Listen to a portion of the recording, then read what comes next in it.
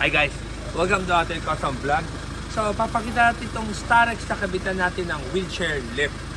So guys, kung makita mo itong Starex na to, yung original seats niya ay ito pa rin ang itsura.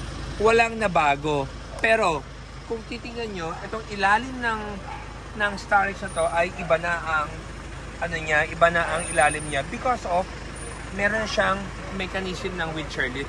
Para saan ba to? Para to sa mga owners na gusto pa rin nila to install the original seats pero ma-maintain nila tong magkakaroon sila ng wheelchair lift. So like mga Alphard na kotse, anything na van na medyo high-end na nasasayangan ka na tanggalin yung upuan or ayaw may upuan ng original ng wheelchair lift, gusto mo pa rin original ng kotse mo, ito yung perfect na lift.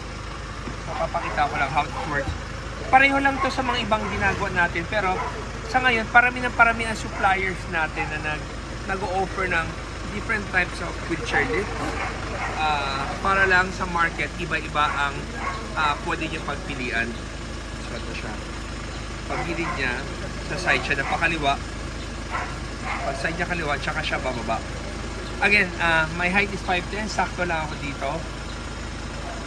Pero hindi ko napansin mamaya, pagpabalik tingnan ko kung yumuko ako, hindi So yung armrest ito, original armrest pa rin ng Starex. Wala kaming ginalaw. So kunyari ikaw ay may Kia Carnival, Honda Odyssey, gagamitin pa rin namin upuan nyo. Pero yung upuan nyo, sisirain na namin. Like itong Starex na to, sinira na namin yung bracket. Pag sabihin mo sa susunod, tatanggalin mo to, hindi mo siya mababalik. Kailangan mo na bumili ng surplus na upuan ng Starex. So yan. Papakita ko sa inyo gaano kababa ang baba nito. Okay. Tansya ko. Ito yung tuhod ko, medyo nandito siya. So sa height ko, walang problema. Yan na, pag upo o ganyan. Pero pag ang height mo ay 5 feet or 4 feet something, siguro may effort ng konti. Pero sa Starex na lift, ito yung pinakamababang pwede niya. Kung ibabalik mo naman, ay simply upo ka lang.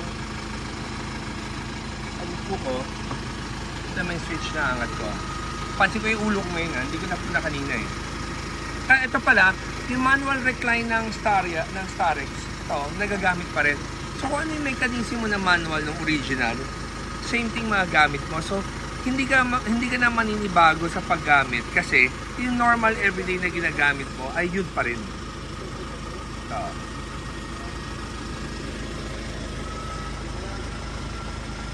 So guys, parami ang wheelchair lift ngayon na available sa market. Salamat sa lahat ng suppliers. Ay, ito. Sa may headroom mo. So depende. Ngayon, wala talagang sumasayad. Pero pag sinit upright ko siya, ito. Sit upright ito. So, kaya pa. Ang height pala nito, mula sa flooring ng loob ng sasakyan hanggang sa upuan ito is about 16 inches. Yung original kasi ng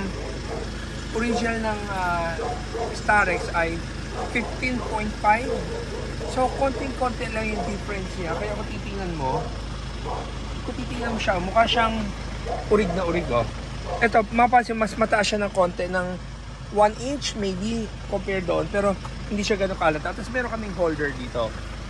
Dito namin nilalagay yung holder na yan. So guys, kung interesado kayo sa wheelchair lift na to, tawag lang kayo sa 3411-5858. So guys, thank you for watching and always remember, Jesus loves you. God bless.